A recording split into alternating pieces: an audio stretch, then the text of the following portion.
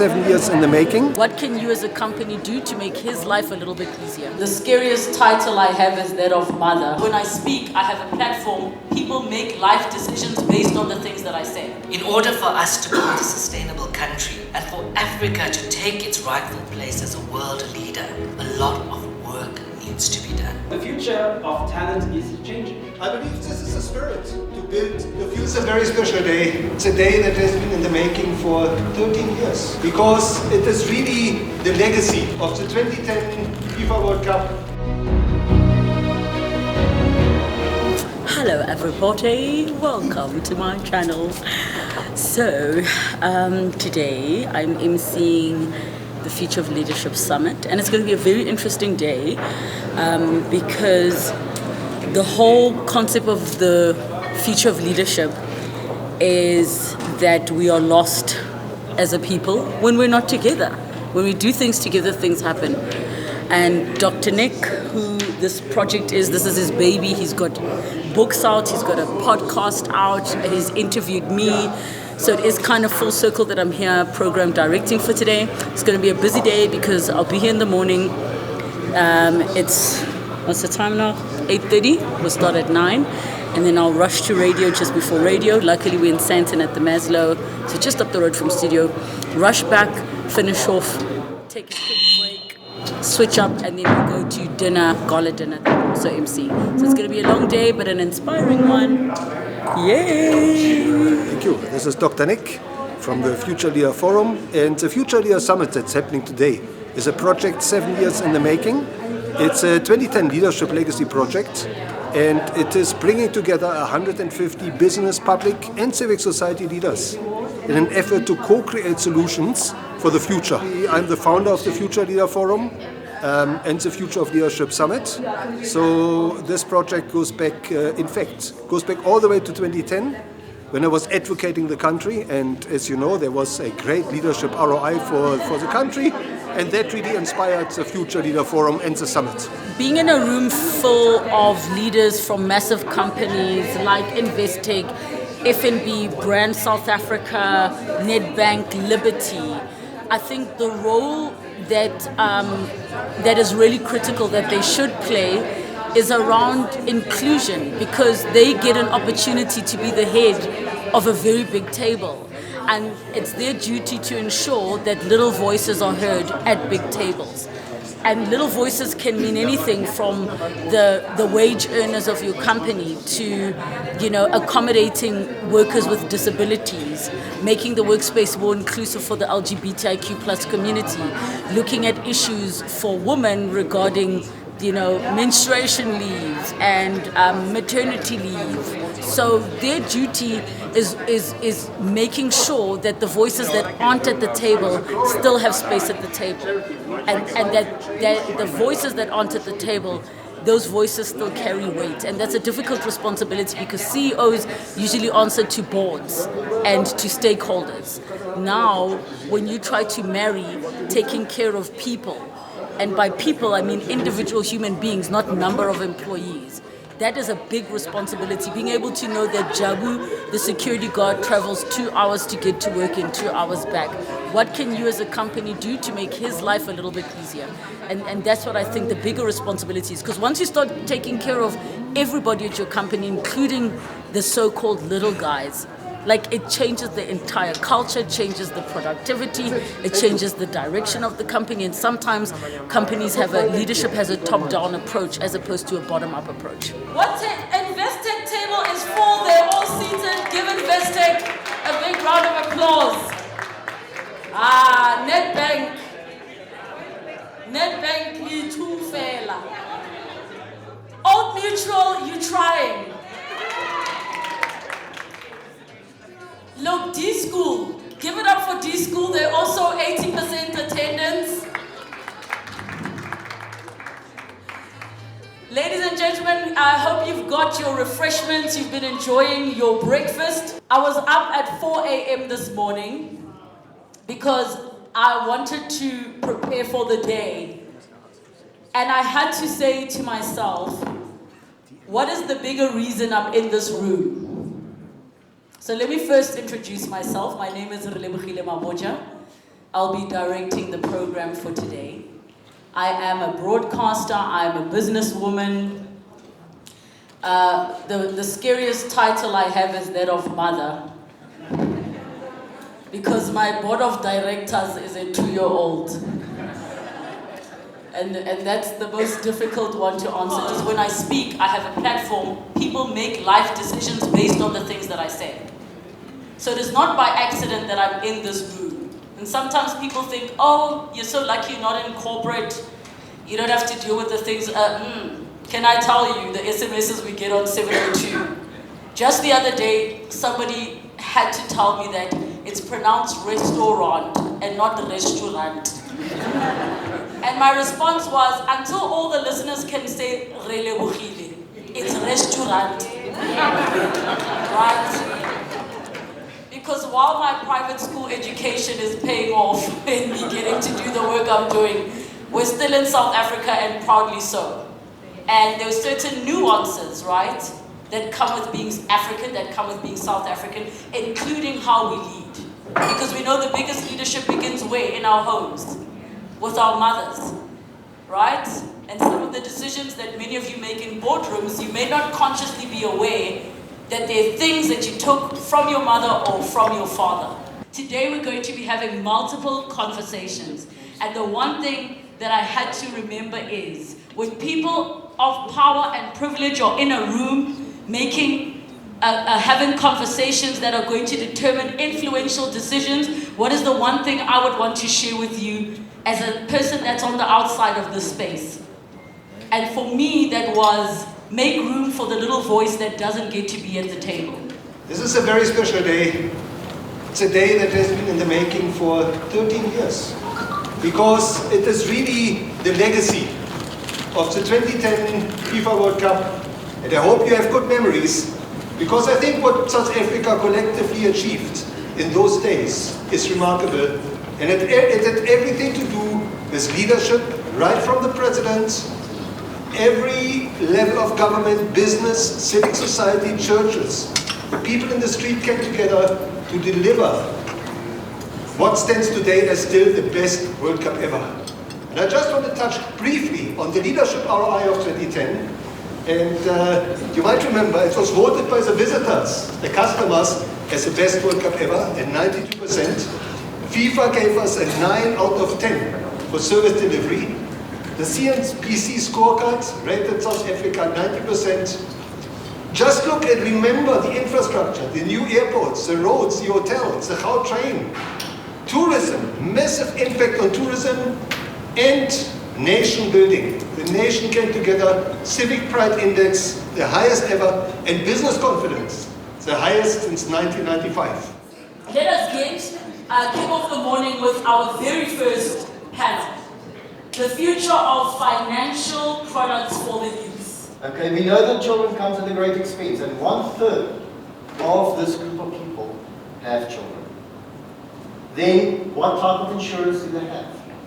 Roughly half of them have funeral and life cover, but a quarter have car insurance, and a quarter have a pension plan or provident fund. This is good news. It tells us that there is a will to save and invest, and there's a desire to protect themselves against life's uncertainties and their possessions against something that may happen.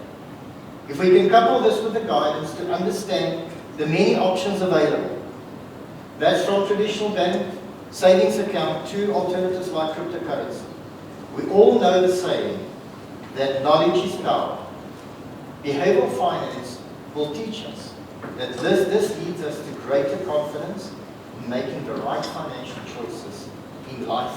So our keynote is on the future of leadership, and it will be delivered by Dr. Krishen Pillay, CEO, Graduate Institute of Financial Sciences. In order for us to build a sustainable country and for Africa to take its rightful place as a world leader, a lot of work needs to be done at a grassroots level. And today, as leaders in this room, and that's what each of you are today, leaders, I call upon you to help me to push literacy to the top of the African leadership agenda, because the future of our country and our continent resides with you, our leaders. As an industry, as a sector, as a country, as a continent, we have a crucial role to play to push the education agenda forward. Our keynote on the future of work, Kiveshan Murthy, who is Managing Director for Workday South Africa. So the future of talent is changing. So as we talk about the future of work, what is the key ingredient for us? So data is definitely going to be important.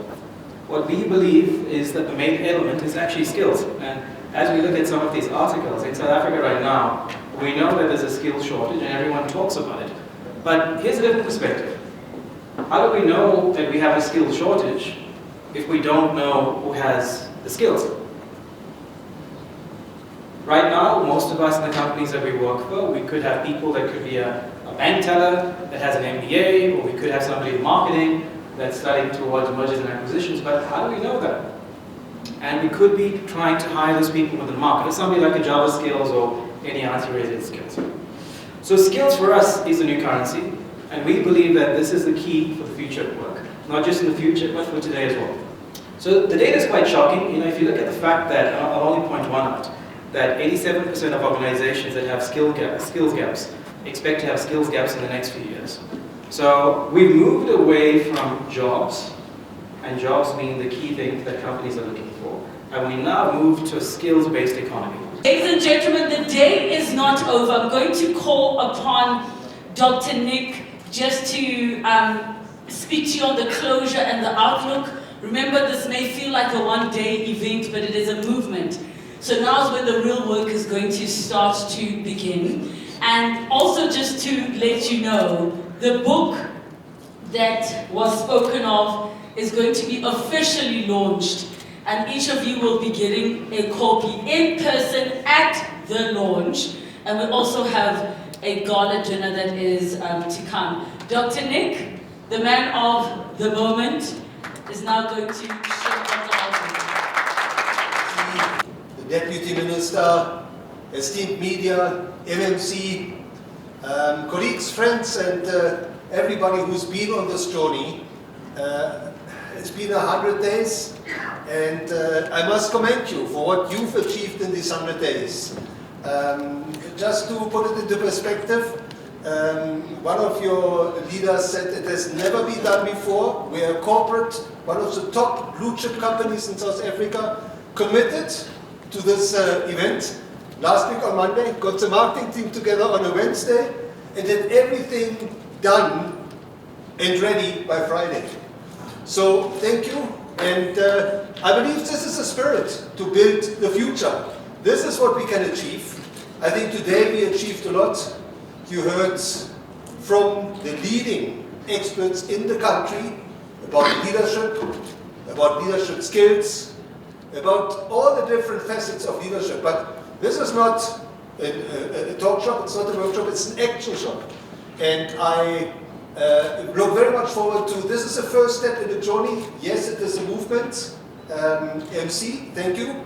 And what you did today, you will see will bear fruits. We will be hosting workshops, we will be applying what you heard today about design thinking and innovation and co-creation to co-create solutions that are sustainable. So thank you very much, and before I tell you about the gala, it's a very special evening tonight. Before we get there, I want to quickly thank the people in this room who made it possible. I want to, first of all, thank you very much, Liberty. I want to thank Kobus, who's been inspiration ever since I interviewed you in 2015. Thank you. And thank you for flying the flag high. I want to thank F&B. I want to thank Zach, who's been a great supporter, a great source of inspiration. I want to thank Manda, who was instrumental in making this happen. Thank you. And I know I teased you about being a Buccaneer. I will stop. I want to thank Kif for a great keynote, for being the first sponsor to sign on, and encouraging us all to envision the future of work. Before we jump into the Q&A of a Rugby World Champion at a time, where we really do feel like we are stronger together. And let me say, Ash, when you weren't here earlier, I made it very clear, and I've been saying this consistently on air on my radio show, that cup is coming home. We don't know how.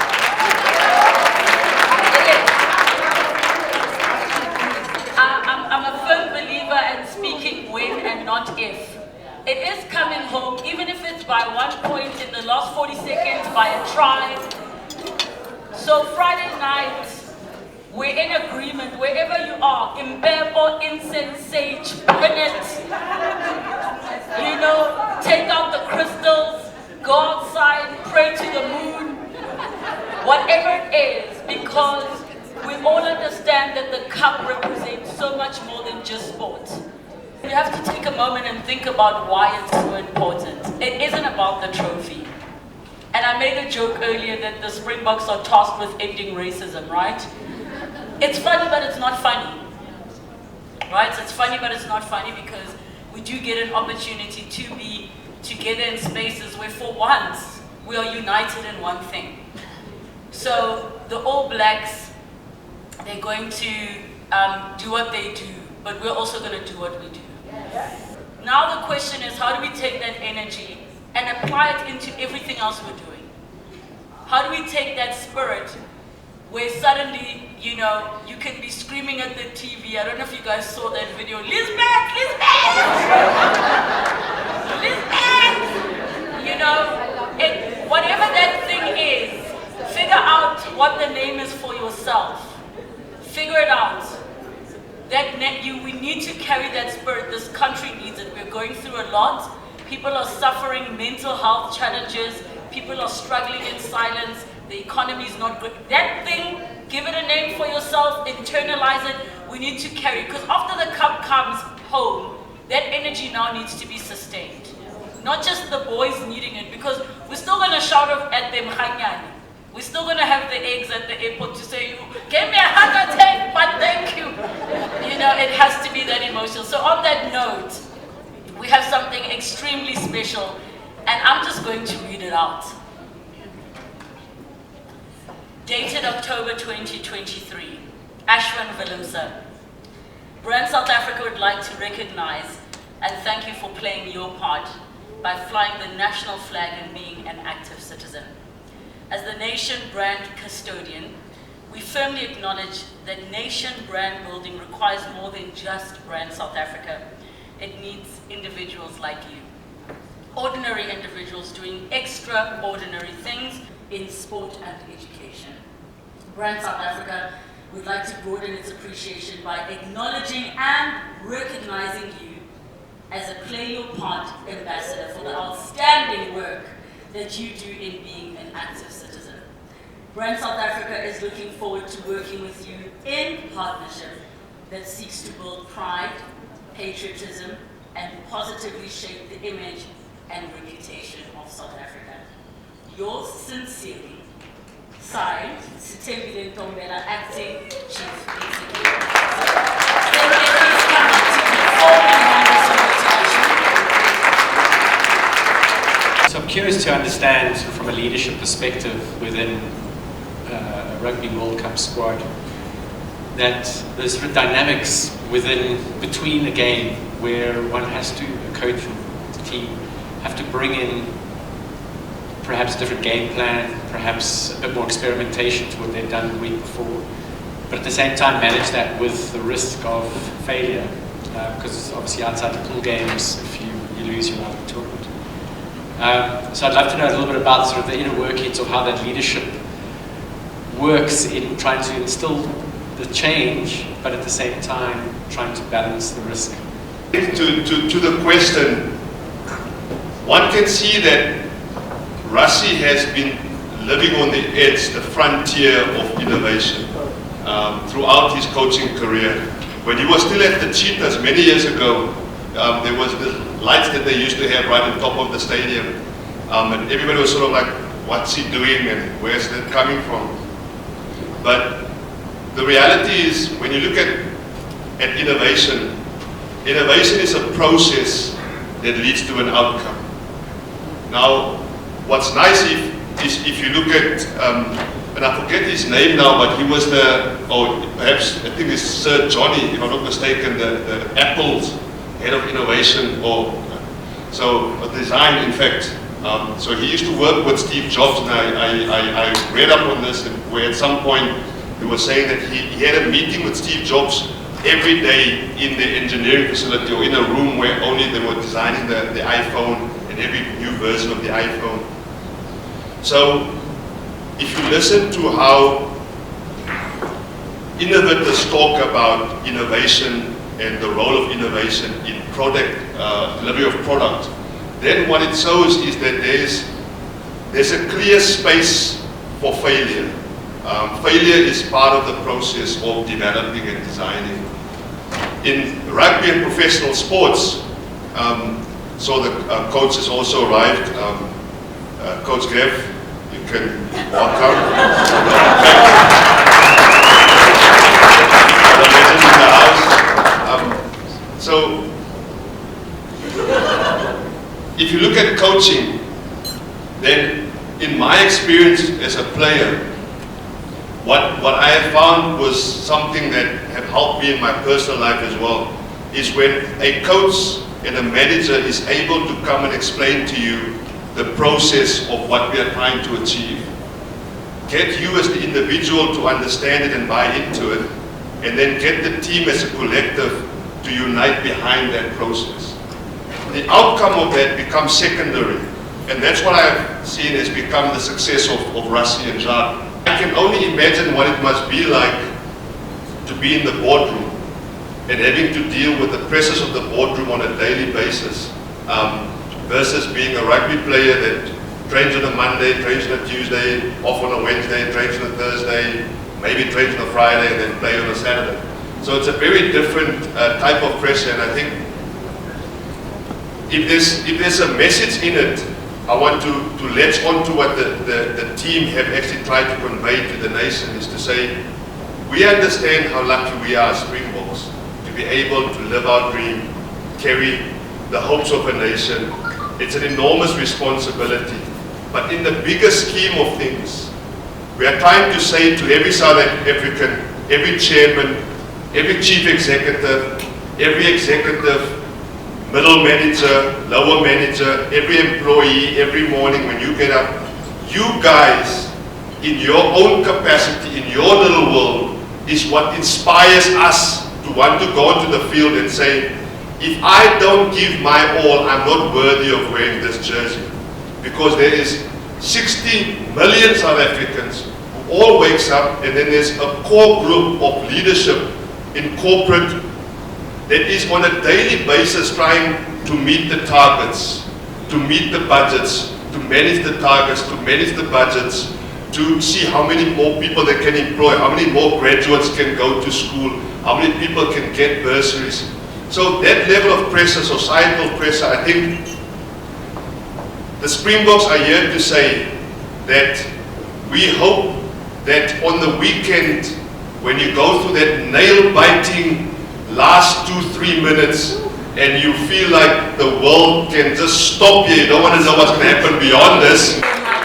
Dr. Nick and Ashley drops mic. So as we get ready to break for dinner, which will be buffet style, and promptly come back to get started with the awards, I want to plant a little seed in everybody's mind. I want to just use this opportunity, because we're in a room full of leaders, right? While we celebrate excellence, I hope we keep the same energy for those moments that are not, or those seasons that are not excellent. So, we do not wait for great performance to cheerlead. We cannot. So the scenario that I used, when every time the Springboks do well, what do? People bring up the teams that are not doing well. So I gave a scenario to say, if you had 3 children in the house, one is the Springbok, one is Bafana, one is the Protea. Right? But hear me out. children. The Springbok is giving a student energy. And Bafana is completely underperforming. So my question was the following. Here was my question. As a parent, which child requires the most attention? Now, I had somebody who said, as a parent, no. Me, I'm investing in my Springbok for my retirement. So I asked a simple question. So what happens if along the way, because life happens, the Springbok is no longer an A performer? We all went to school with overachievers whose lives did not turn out that way. Now you're left with 3 children that were not given tools or support. Why am I using this example? Because we're all very emotional about it, but it applies in all of your spaces. Actually, that person requires significantly more attention. And the parents who are parents to children with disabilities, to children with learning challenges, and I'm not going to excuse the nonsense and the politics. We know what we're talking about. I'm only using this as an example. This energy that is creating Ashwins, we need that same energy in all spaces. Be it for the disabled, be it for women, be it for the sports that are minority sports, be it for the security guard at your company, be it for the tea lady. That is how excellence is going to be grown. Not by your one overachieving, overperforming individual, but by the weakest link of that chain. So,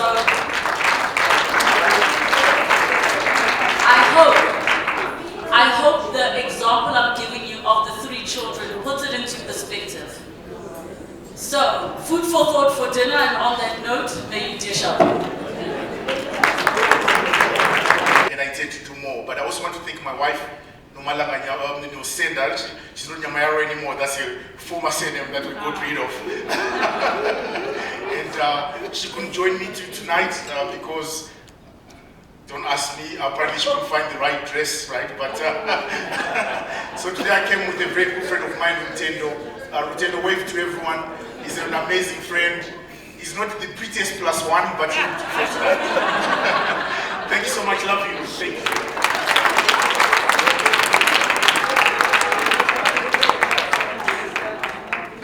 Isn't it interesting how the winners have spouses? Leadership in the household. The biggest influencer is the one who has your ear full time. Do you think Barack was running the country or who was running it? I'm just saying. I don't know. I'm not married. I don't know. I'm just saying I see a trend. I see a trend. I'm not going to talk a lot. I mean, it's after 10 and I'm sure everybody wants to get home, snuggle up in bed and sleep. But I wanted to actually thank Dr. Nick and the Future Leader Forum for this award. If you know me, you know I'm extremely passionate about all things women. And it's not just about breaking the glass ceiling. At times it really is about breaking the concrete ceiling. And we all know the stats. If you look at the JSE, 500 top listed companies in JSE, only 90% of those actually have female CEOs. If you talk about data analytics, which is the field that I'm actually in, globally, the entire data analytics industry only comprises of 24% of women in it. If you then talk about data science within the data analytics industry, as females, we only make up 13% of that entire industry. And when looking at all the men, or let me say male-only teams, globally 11% of data analytics teams are comprised of men, which for me is very scary, because these are the people that are actually building algorithms. We're in a world of AI, for IR, and those biases that are intrinsically built into those algorithms will actually impact a lot of these people that are in this room right now. So I'm doing my part to make sure that I definitely lift as I rise, and I think more importantly, it's not just about lifting as you rise, it's ensuring that you keep that door ajar, so that all the women that come behind you, you don't only just pull up a seat for them next to you, but I think more importantly, If those tables cannot accommodate them, then you chop down a tree and build your own table. Yo, that's all I can say. It is 11:45. It has been such a long day. I got here at 6 in the morning. I was up at 4:30. I'm so finished. And I probably need to, before bed, do 1 or 2 emails. Maybe I'll do that in the Uber. So it's packing time. If you're wondering, why don't you just sleep at the hotel? Even though it's just across from work and you could just go to radio tomorrow and get some beauty sleep and have breakfast. But I did not see my son the whole day. So I really just want to be there in the morning when he wakes up and goes to school, because I really miss him and he misses me too. So it is packing up time. Today was really, really good. The audience was good. The content was good. The speakers were good. I was good. And yeah, it was overall a very good day. And now we get our beauty sleep. Good night.